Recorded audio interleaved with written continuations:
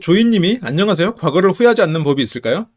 과거를 후회하지 않는 방법. 나는 어느 날부터는 좀 그런 생각이 들어요. 옛날에는 막 그런 생각 하잖아요. 과거로 돌아가면 언제로 돌아갈 건가요? 뭐 이제 어느 시점으로 돌아가서 뭘 바꿔볼 건가 이런 생각을 하고 그러는데 이게 결국은 그런 과거의 잘못된 선택, 잘못된 것처럼 보였던 선택들 속에 그런 것들이 합쳐서 어쩌면 현재가 만들어지더라고요. 그러니까 내가 만약 그때 바랬던 게 이루어졌다면 지금의 갖춘 것이 얻어지진 않았겠지. 그리고 내가 이렇게 제가 이렇게 사람들 상담을 많이 해드리다 보면 이게 좀 장기적으로 고민을 하고 지금 인생을 뭐 후회도 하고 아니면 지금 자긍심도 없고 이렇게 하면서 살아오시면 그 결과는 결국 균형을 찾아가는 방향으로 가더라고요. 그러니까 예를 들어서 이 사람이 굉장히 자유로운 영혼이야. 그런데 오랫동안 예를 들어서 뭐 이게 공무원이 좀 자유롭지 않은 직업은 아니겠지만 뭐랄까 변화가 없는 조직이니까. 근데 공무원을 오래 했어. 그런데 알고 보니까 이분의 취미가 굉장히 스펙타클한 거죠. 이제 그런 식으로 자기가 뭔가 자기도 모르게 자기의 인생의 균형을 찾아가는 방향으로 가더라고요. 근데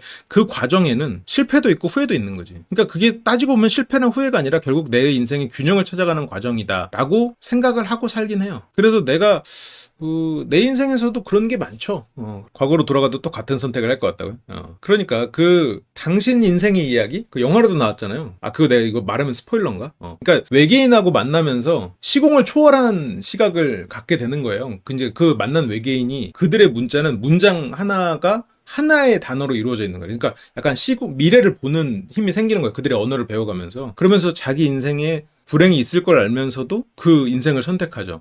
그게 이제 결국 그걸 통해서 그게 일종의 하나의 흐름이니까 이게 내가 어떤 거를 흐르지 않게 하기 위해서 막으면 그건 댐이 돼서 잘못된 방향으로 흘러버린단 말이죠. 차라리 내가 후회할 만한 일은 후회하고 그게 컨택트라는 제목으로 나왔는데 실은 컨택트가 아니에요. 그 제목이. 그게 원래 내 인생 내 인생의 이야기라는 그 테드창 소설이고 그게 이제 영화화된 거죠. 아무튼 이거는 내가 이제 나중에 행복이나 이런 강의에서도 할 텐데 이 사이클이 중요해요. 그래서 그리고 이 균형, 사이클 이런 게 중요해요. 그러니까 생태계를 이루는 것도 결국 이 사이클이잖아요. 어디 하나가 무너지면 예를 들어서 사자가 토끼를 잡아먹은 순간이 굉장히 어떻게 보면 비극적이잖아요.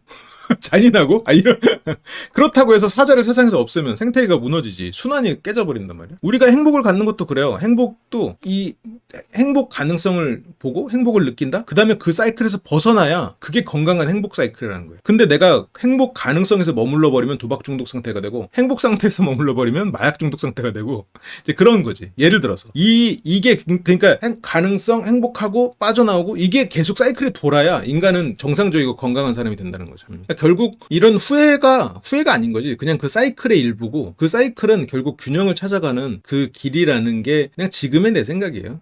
지금의 내 생각이에요. 그냥 저는 그렇다는 거지. 뭐 그렇게 사실하는 건 아닙니다. 각자 답을 찾는 거지. 그 부분은 근데.